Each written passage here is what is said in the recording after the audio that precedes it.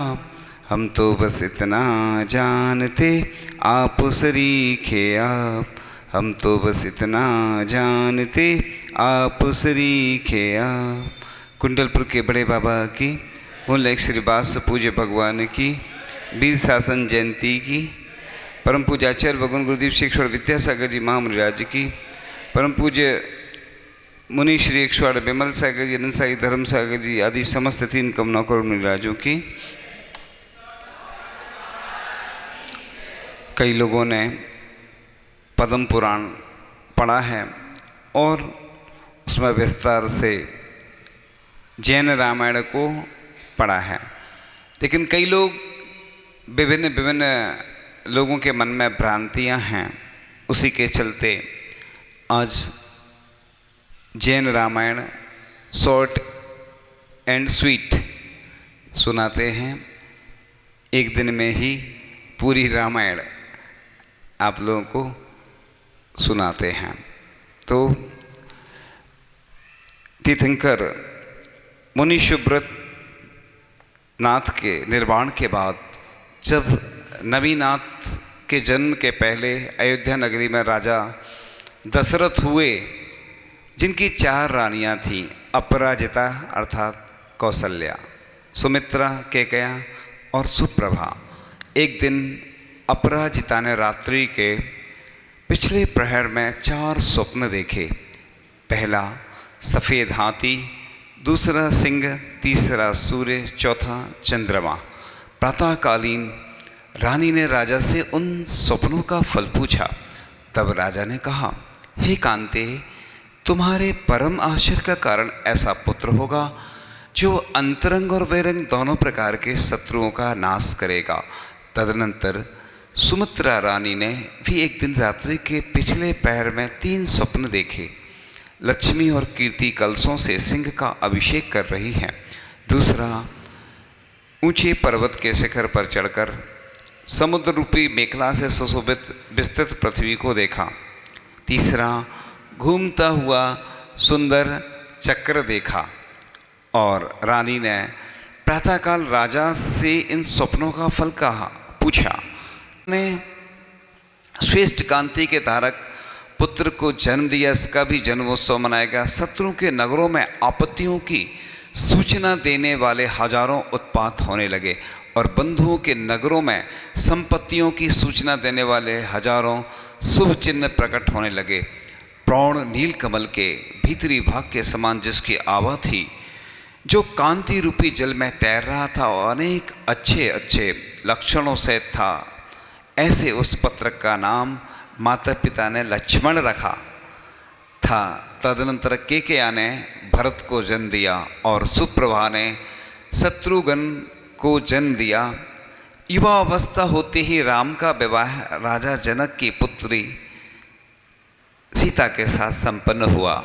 कुछ समय पश्चात राजा दशरथ ने मुनिराज से अपने पूर्व सुनकर जाति स्मरण हो गया और उन्होंने तुरंत ही मुनि दीक्षा लेने का विचार किया तथा अपना राज्य पद अपने ज्येष्ठ पुत्र राम को देने के लिए निश्चय किया। किंतु केकया को दिए हुए वरदान के कारण भरत को राजा बनाकर स्वयं ने सर्वभूत हित मुनिराज से 72,000 राजाओं के साथ दिगंबरी मुनि दीक्षा धारण की। उधर राम ने विचार किया कि यदि मैं अयोध्या में रहूँगा तो भरत गद्दी पर नहीं बैठेगा, तब माँ कैकेयी को की अभिलाषा पूर्ण नहीं होगी, अतः मुझे स्वयं अयोध्या छोड़कर जाना चाहिए। तब राम ने प्रस्थान किया। तब साथ में सीता जी एवं लक्ष्मण जी ने भी प्रस्थान किया। अयोध्या वासियों ने श्री राम लक्ष्मण से बहुत प्रार्थना की, आप वापिस अयोध्या चलिए, किंतु श्री राम के वापसी की प्रार्थना न मानने के कारण भरत निराश होकर वापस लौट गए और राज्य का पालन करने लगे। उसने द्वितीय भट्टारक के समक्ष प्रतिज्ञा ली थी कि मैं राम के दर्शन मात्र से मुनि दीक्षा ले लूँगा तथा राम लक्ष्मण सीता सहित दंडक वन में जाकर रहने लगे। राम जी ने उसी वन में साहस गति विद्याधर की माया अर्थात विक्रिया से परेशान हो सुग्रीव को उसकी पत्नी सुतारा वापस दिलाई। वंश स्थल के वंशगिरी पर्वत पर देशभूषण और कुलभूषण मुनियों का उपसर्ग दूर किया तथा दंडक वन में कृण्रवा नदी के तट पर सुगुप्ती नामक और गुप्ती नामक चारण रिद्धिधारी मुनियों को आहार दान दिया। मुनियों के आहार ग्रहण के पश्चात वहाँ पंचाश्चर्य हुए। एक दिन लक्ष्मण वन में भ्रमण करते करते दूर निकल गए। उन्हें एक ओर से अद्भुत गंध आई। उसी गंध से आकृष्ट हो भी उस ओर बढ़ते गए। एक बांस के भिड़े में संबूक, बांस का यानी बांसी बांस के वृक्ष लगे होते हैं, गोल घेरा बना हुआ होता, उसके बीच में सूर्यहास खड्ग सिद्ध कर चुका था। देवोपनीत खड्ग हाथ में लिया और उसकी तीक्ष्णता की परख करने के लिए उसने उसी बांसों के स्तंभ भिड़े पर चला दिया। चलाते ही बांसों का भिड़ा कट गया और साथ ही उसके भीतर स्थित संबूक भी कट कर दो टुकड़े हो गए। यहाँ पर समझ में आता है पुण्य और पाप, यानी संबूक ने 12 साल उस विद्या को सिद्ध करने में लगाए और लक्ष्मण जी को फ्री में विद्या में लगी। उनका पुण्य का उदय था, उसका पाप कर्म का उदय था कि 12 साल उसी विद्या को सिद्ध किया और स्वयं का ही मरण हो गया। और संबूक रावण की बहन चंद्रनका का पुत्र था। प्रतिदिन पुत्र को भोजन देने के लिए वह आती थी। उस दिन पुत्र के 2 टुकड़े देख उसके दुख का पार नहीं रहा। उसका करुण विलाप आकाश में गूंजने लगा।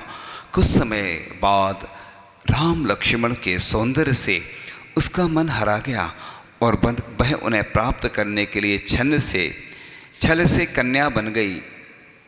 राम लक्ष्मण उसकी माया से विचलित नहीं हुए। कामेक्षा पूर्ण न होने से चंद्रनका को पुत्र शोक ने फिर दर्द दबाया, जिससे विलाप करती हुई वह अपने पति खरदूषण के पास गई। खरदूषण ने स्वयं आकर पुत्र को मरा देखा। उसका क्रोध उबल पड़ा। वह राम लक्ष्मण के साथ युद्ध के लिए उठ खड़ा हुआ। खरदूषण ने रावण को भी इस घटना का समाचार दिया। खरदूषण इधर लक्ष्मण के साथ घमासान युद्ध होता है, उधर रावण उसकी सहायता के लिए आता है, किंतु बीच में सीता को देख मोहित हो जाता है। छल से सिंहनाद कर राम को लक्ष्मण के पास भेज देता है और सीता को अकेली देख हरण कर ले जाता है। जटायु पक्षी ने अपने पंखों के आघात से रावण के समस्त शरीर को छिन्न भिन्न कर डाला। तदनंतर इष्ट वस्तु में बाधा डालने से तदनंतर क्रोध को प्राप्त हुए रावण ने हस्ततल यानी हाथ के प्रहार से ही जटायु को मारकर नीचे गिरा दिया। वह पक्षी कैं कैं करता हुआ मूर्छित हो गया। तत्पश्चात बिना किसी विघ्न बाधा के रावण सीता को पुष्पक विमान से विलाप करती हुई सीता को लंका ले गया। उसने उसे लंका के उद्यान में रखा तथा सीता ने संकल्प कर लिया कि जब तक श्री राम का संदेश ना मिलेगा तब तक के लिए चारों प्रकार के आहार का त्याग। ऐसे सीता जी के लंका में 11 उपवास हो गए।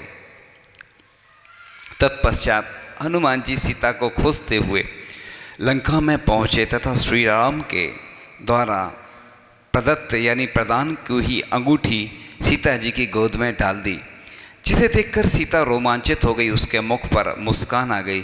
सीता जी ने आहार जल ग्रहण कर लिया तथा राम के समाचार सीता जी को सुना दिए तथा तत्पश्चात हनुमान जी श्री राम के पास वापस आ गए और राम लक्ष्मण सुग्रीव आदि सेना सहित रावण से युद्ध करने के लिए प्रस्थान किया। पहले रावण को समझाया कि मेरी सीता वापस कर दो अन्यथा युद्ध होगा। रावण तैयार नहीं हुआ तथा रावण का भाई विभीषण भी रावण का पक्ष छोड़कर राम के दल में आकर मिल गया। राम और रावण की सेना में लगभग 4.5 माह तक युद्ध चलता रहा। अंत में रावण ने चक्र रत्न चला दिया तो वह 3 प्रदक्षिणा दे चक्र रत्न लक्ष्मण के हाथ में आ जाता है एवं लक्ष्मण नारायण घोषित होते हैं और उसी चक्र से रावण यानी प्रति नारायण का वध कर देते हैं। तदनंतर श्री राम ने कहा कि अब क्या करना चाहिए, क्योंकि विद्वानों के बैर तो मरण पर्यंत ही होते हैं। अच्छा हो कि हम सब लोग मिलकर परलोक को प्राप्त हुए महामानव लंकेश्वर के शरीर का दाह संस्कार करें। कपूर, अगुरु और गौसीर से चंदन आदि उत्तम पदार्थों से रावण के शरीर का अंतिम संस्कार किया। तत्पश्चात विभीषण को लंका का राज्य सौंपकर 6 वर्ष तक विभीषण के आतिथ्य में रहकर बाद में राम, लक्ष्मण और सीता के साथ वापस अयोध्या में आ जाते हैं। राम के आते ही भरत ने देशभूषण केवली के समक्ष मुनि दीक्षा धारण कर ली थी। राम का राज्याभिषेक हुआ। सीता के विषय में लोकोपवाद होने पर कुल मर्यादा की रक्षा हेतु राम ने सीता का परित्याग करना उचित समझा और सेनापति कृतांत वक्र को आदेश देकर गर्भवती सीता को तीर्थ यात्रा के बहाने सिंहनाथ नामक भयंकर वन में छुड़वा दिया। तब कृतांत वक्र ने सीता जी से कहा, माँ, राम से कोई संदेश कहना है क्या? तब सीता ने कहा, सेनापति, आप यह बोल देना, जिस प्रकार प्रजा के कहने से मुझे छोड़ दिया, उसी प्रकार किसी के कहने से धर्म को नहीं छोड़ देना। निर्दोष सीता को जंगल में छोड़ने से कृतांत वक्र बहुत रोया और कहा, माँ, ऐसा आशीर्वाद दो कि कभी किसी की नौकरी ना करना पड़े। और अथांतर पुण्य योग से सीता के समीप राजा वज्रजंग आया। उसने सीता को बड़ी बहन बनाकर अपने महल में वह ले जाता है। वहीं श्रावण माह की पूर्णिमा के दिन सीता ने अनंग, लवण यानी लव और मदलांकुश नामक युगल पुत्रों को जन्म दिया। सिद्धार्थ नामक क्षुल्लक से शास्त्र विद्या आदि की शिक्षा प्राप्त कर बड़े होने पर उन पुत्रों को जब अपनी माँ की पूरी घटना का पता चला तो उन्होंने युद्ध हेतु अयोध्या नगरी को घेर लिया। युद्ध हुआ। जब राम की सेना भी उन पुत्रों को ना जीत सकी, तब नारद जी ने राम लक्ष्मण से उनका रहस्य प्रकट किया। तब उन्होंने युद्ध को छोड़कर पुत्रों का नाम पुकारा और पिता, काका, पुत्र आपस में प्रीति भाव को प्राप्त हुए। कुछ दिन पश्चात हनुमान, सुग्रीव आदि ने राम से सीता को वापस लाने के लिए प्रार्थना की। राम की आज्ञा से सीता का आगमन हुआ। तब राम ने सीता से कहा, मैं तुम्हारी निर्दोषता को जानता हूँ, तथापि स्वभाव से कुटिल चित्त प्रजा को विश्वास दिलाकर तुम उनकी शंका को दूर करो। स्वामी के ऐसे विश्वसनीय वचन सुनकर प्रसन्न चित्त सीता ने कहा कि मैं हर प्रकार से परीक्षा देने को तैयार हूँ। यदि आप आज्ञा दें तो मैं भयंकर विष पी जाऊँ, अथवा अग्नि की ज्वाला में प्रवेश कर जाऊँ, अथवा तुला पर चढ़ सकती हूँ। तब राम ने सीता को अग्नि में प्रवेश करो। राम ने अपने सेवकों को आज्ञा दी कि 2 पुरुष गहरा अर्थात 2 पुरुषों की गहराई के बराबर एक गड्ढा और 300 हाथ चौड़ी चौकोन पृथ्वी प्रमाण के अनुसार खोदो और ऐसी बापी बनाकर उसे काला गुरु और चंदन के सूखे और बड़े मोटे ईंधन से परिपूर्ण करो। उसमें ऐसी अग्नि प्रज्वलित करो कि जिसमें तीक्ष्ण ज्वालाएं निकल रही हों। ऐसी अग्नि तैयार हो गई तथा सीता के लिए आदेश दिया कि इसमें प्रवेश कीजिए। सीता जी ने अग्नि की लपटों में प्रवेश करने से पूर्व ऋषभ आदि तीर्थंकरों को नमस्कार किया। सिद्ध परमेष्टि समस्त साधु मुनि शुभ्रतनाथ तीर्थंकर को नमस्कार कहा, हे अग्नि, यदि मैंने राम को छोड़कर किसी अन्य मनुष्यों को स्वप्न में भी मन, वचन और काय से धारण नहीं किया है, यह मेरा सत्य है। यदि मैं यह मिथ्या कह रही हूँ तो यह अग्नि दूर रहने पर भी मुझे क्षण भर में भस्म कर दे, राख का ढेर बना दे। और यदि मैंने राम के अलावा किसी अन्य मनुष्य को मन में धारण नहीं किया है तो विशुद्धि से सहित मुझे यह अग्नि नहीं जलावे। इतना कहकर उस देवी ने उस अग्नि में प्रवेश किया। परंतु आश्चर्य की बात कि वह अग्नि स्फटिक के समान स्वच्छ, सुखदायी तथा शीतल जल हो गई। जल से वह वापिका लबालब भर गई। सीता जी अग्नि परीक्षा में पास हो गई। तब राम ने सीता से राजमहल में चलने का आग्रह किया, किंतु सीता ने कहा कि मैं अब भवन की ओर नहीं, वन की ओर जाऊंगी और आत्मकल्याण करूंगी। राम की आज्ञा ले सीता ने पृथ्वीमती आरिका के व्रतों को स्वीकार किया एवं 62 वर्ष तक घोर तपस्या करती हुई आयु के अंतिम 33 दिनों की संलेखना धारण कर स्त्री पर्याय को छेद कर अच्युत स्वर्ग में प्रतीन्द्र हुई। एक दिन भाई के प्रेम की परीक्षा करने आए देवों के द्वारा ऐसे कहने पर कि राम की मृत्यु हो गई, सुनते ही लक्ष्मण मरण को प्राप्त हो गए। इसलिए कभी भी किसी व्यक्ति को कोई घटना सुनाई जाती, इसलिए क्या करते, झूठ बोल देते हैं। किसी का मरण हो जाता तो बोलते तबीयत खराब है, क्योंकि एक बार तो एक स्थान पर बिहार हुआ महाराज जी का, तो एक व्यक्ति गिर पड़ा एकदम से गस्त खा के, यानी बेहोश हो गया। इसलिए कई बार लोगों को ऐसी सूचनाएं, दुखद सूचनाएं तुरंत नहीं बताई जाती, धीरे धीरे उसको पहले आने दो फिर बताएंगे, ऐसा कहते हैं, क्योंकि कोई घटना घट गई। एक बार की बात है, अभी समय नहीं है, बाद में सुना देंगे अलग से, कि रामटेक से एक एक्सीडेंट हो गया था और कुछ लोग जा रहे थे उस गाड़ी में और देखा उनने तो वो भी मृत्यु को प्राप्त हो गए। सांप के काटने से आज तक कोई नहीं मरा, लेकिन एकदम सांप दिख जाए या काट लेता तो डर के मर जाते हैं लोग। सांप के काटने से नहीं मरते, कोई ऊपर बिल्डिंग से गिरे वो घबरा जाए तो चला जाता है। तो इसी प्रकार से इसी बीच लव कुश भी दीक्षा ले चुके थे। राम की हालत देखकर देवों के द्वारा जटायु एवं कृतांतबक सेनापति का जीव अनेक प्रकार से संबोधे जाने पर प्रतिभूत को प्राप्त हुए। सरयू नदी के तट पर लक्ष्मण के सबका दाह संस्कार किया और अनंग लवण के पुत्र अनंत लवण को राज्य दिया तथा कुछ अधिक 16,000 राजाओं के साथ सुब्रत नामक मुनिराज से मुनि दीक्षा अंगीकार की। एवं दीक्षा की रात को ही मुनि राम को अवधि ज्ञान की प्राप्ति हुई।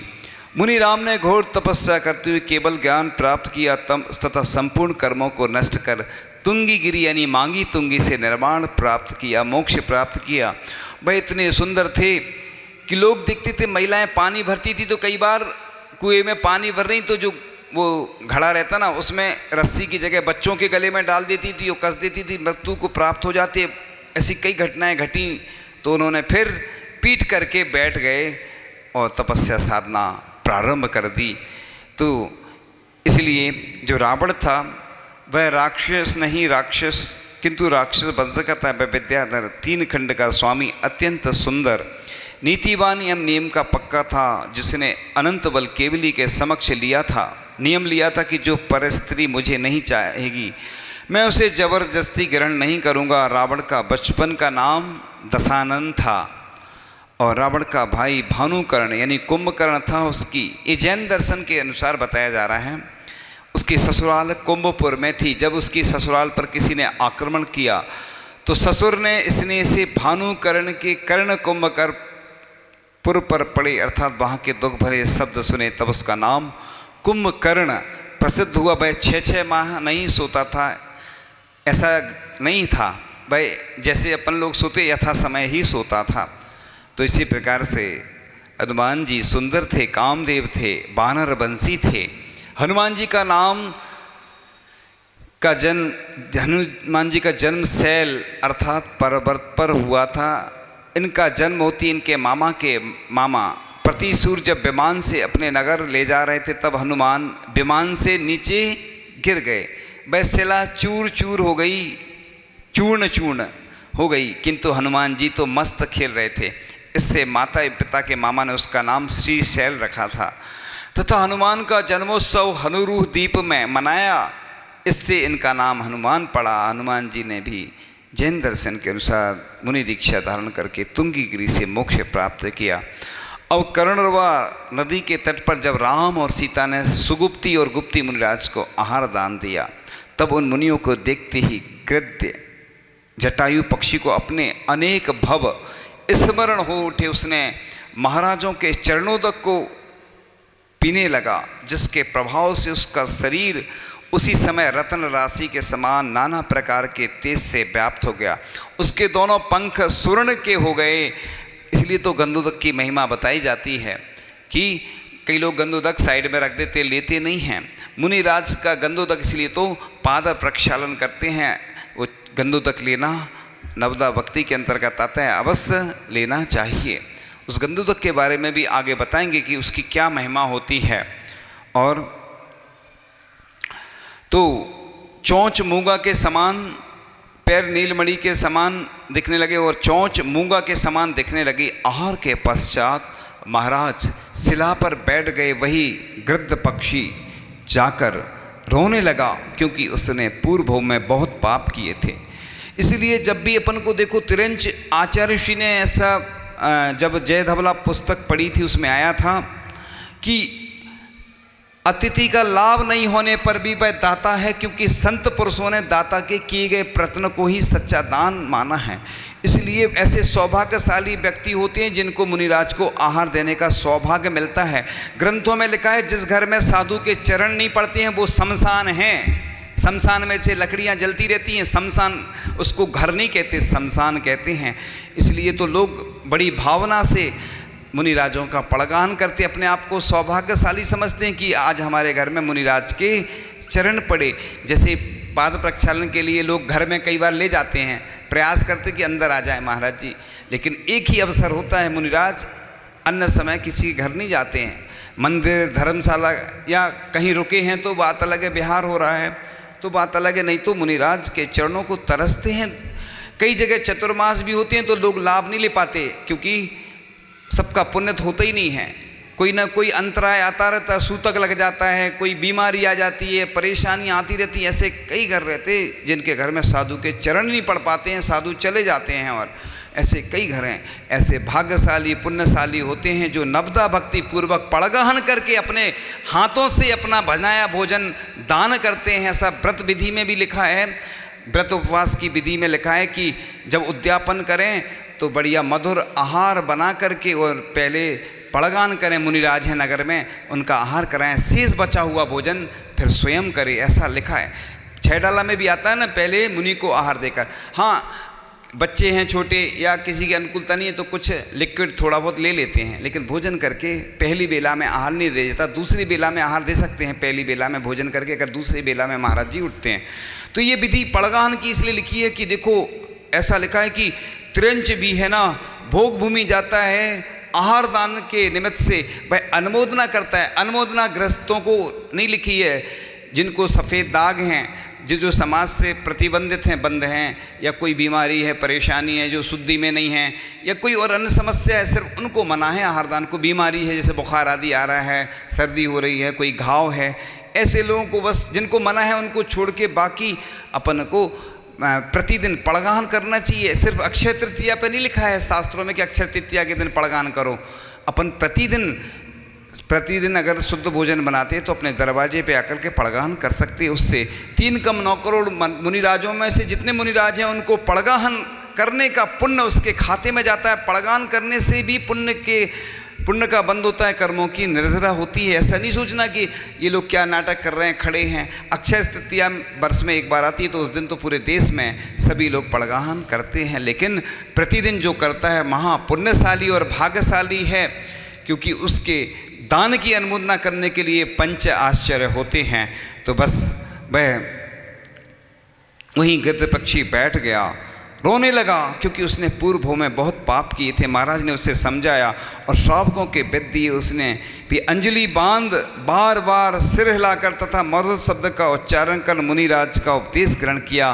तदनंतर दोनों मुनियों ने राम आदि को लक्ष्य कर कहा कि आप लोगों की क्रूर प्राणियों से भरे हुए सघन वन में इस सम्यक दृष्टि पक्षी की सदा रक्षा करनी चाहिए, चूँकि इसके शरीर पर रत्न तथा स्वर्ण निर्मित किरण रूपी जटाएं सुशोभित हो रही थी, इसलिए राम आदि उसे जटायु कहकर पुकारते थे। राजा जनक की विदेहा रानी से एक साथ पुत्र और पुत्री का जन्म हुआ। पुत्र का नाम भामंडल एवं पुत्री का नाम सीता रखा गया। रावण के पुत्र इंद्रजीत और मेघवाहन ने अनंत वीर केवली के समक्ष दीक्षा ली और अंत में केवल ज्ञान प्राप्त कर मोक्ष प्राप्त किया। जब लक्ष्मण रावण द्वारा अमोघ विजया शक्ति से मूर्छित कर दिए गए, तब राजकुमारी विशल्या को समीप लाने पर वह शक्ति निकलकर भाग गई। पश्चात विशल्या का विवाह लक्ष्मण के साथ संपन्न हुआ। यहाँ वो भी प्रसंग आता ना कि विशल्या के जल से दूर हुई थी उनकी। तो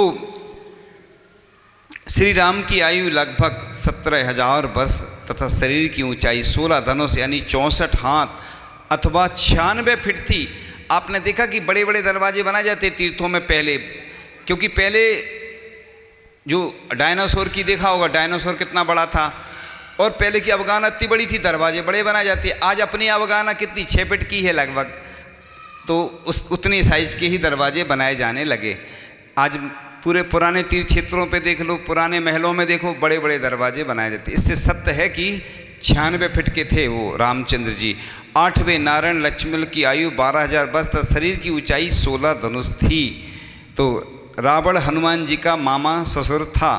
इस प्रकार से राम का आदर्श रावण जब भक्ति कर रहा था उस समय उसने उस पर शस्त्र चलाने को मना कर दिया था। और कहते हैं कि रावण भी कहता था कि मैं राम का वेश बना के जाता हूँ फिर भी सीता मुझ पर आकर्षित नहीं होती है।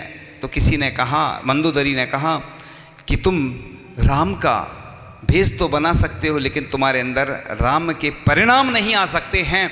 और इस प्रकार से यह आज की जो रामायण थी वह पूर्ण हुई।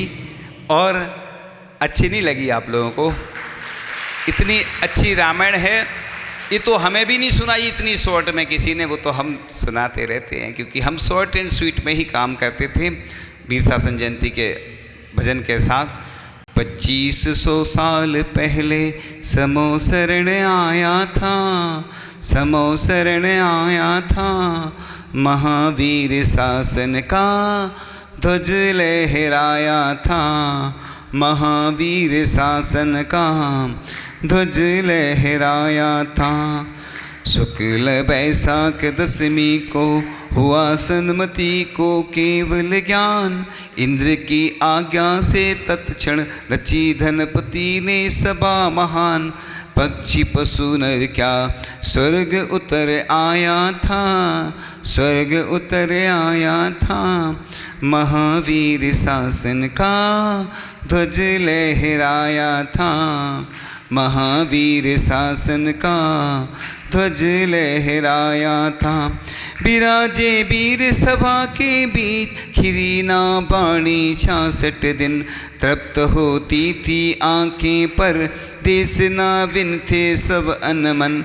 इंद्र भूति गौतम को इंद्र ढूंढ लाया था, इंद्र ढूंढ लाया था, महावीर शासन का ध्वज लहराया था, महावीर शासन का ध्वज लहराया था।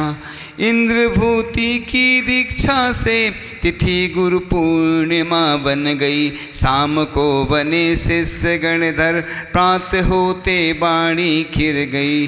मृदुवीर वाणी सुन के हर्ष मनाया था, हर्ष मनाया था, महावीर शासन का ध्वज लहराया था, महावीर शासन का ध्वज लहराया था। मेरे सवालों का जवाब दो, दो ना। आता है पहला प्रश्न आपके सामने। तो रामचंद्र का दूसरा नाम क्या था? जी सबसे आगे बैठे, उसी से पद्म पुराण आता है। उत्तर बिल्कुल सही है। दूसरा प्रश्न आता है आपके सामने। 4 रानियां कौन कौन सी थीं? अब किसी को याद नहीं होगा तो चेंज भी करना पड़ सकता है। बीच में वो बीच में नहीं, हाँ हाँ सब लोग नहीं बैठ जाओ ना, एक पीछे बोला ना, पीछे रो, अब बैठ जाओ, आप बैठ जाओ, आप बैठ जाओ, वो बैजो हाँ हाँ। दूसरा नाम भी था उनका, हाँ ठीक है।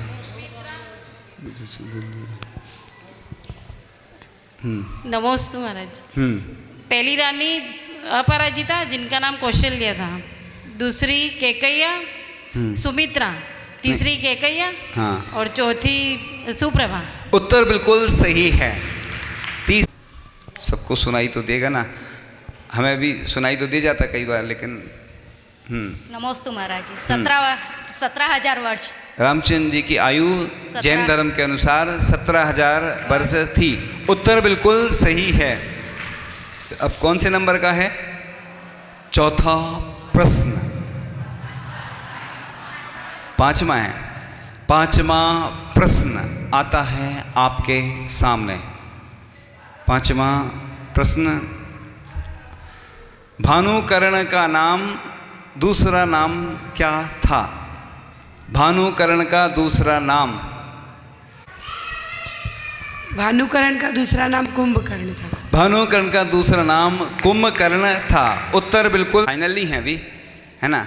तो उच्चारण करवाएंगे महाराज जी शाम को, जहाँ से भी जैसी अनुकूलता होगी। इधर तो ब्रेक हो जाएगा, लेकिन भक्ति में तो आप लोग आ सकते हैं ना। अरे उनसे आशीष से दिलाओ ना, हमने बोला था आशीष को दे दो। आशीष से इधर से ऐसे करा करो, सामने दिखता है ना, ऐसे में उधर। और कौन बचा है? चलो